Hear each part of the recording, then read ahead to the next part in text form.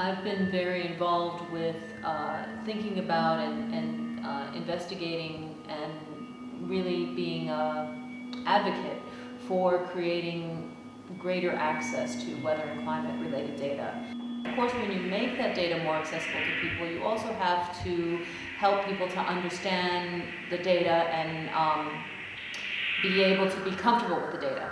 So that's what the Hello Weather project is really about, is helping people to see and become comfortable with scientific weather monitoring instrumentation. It sounds very technical, but in fact it's very simple. Even somebody like me, who's just an artist and not a trained scientist, can easily set up a weather station and use the data and make the data available to people.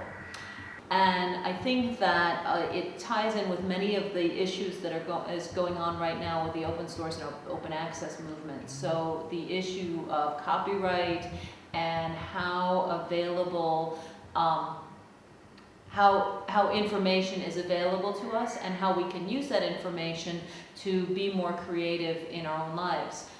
Things have changed quite a bit over the past 10 to 20 years in terms of how fair use and how people can use information, at least in the United States. So there's been a lot of controversy around copyright and being able to use images and reuse images. And I think that this idea extends very much into the realm of data. So it's a new field, and it's a constantly evolving field, this data. But I mean, we have to ask ourselves, who has the right to own information about our weather and about our environment? And I believe that as citizens, we own this. I believe that we should have the right to know if our air is polluted or if our climate is changing radically.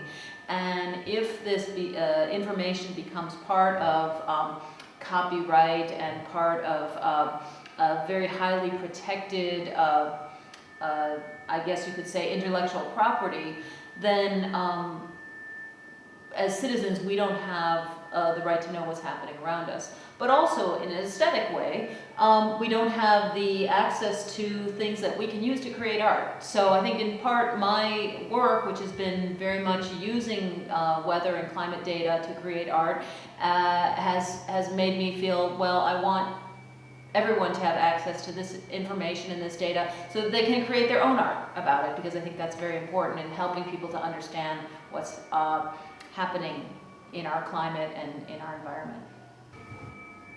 Sublime is really about things that are beyond our understanding, whether that's so incredibly frightening or so incredibly mystical or magical.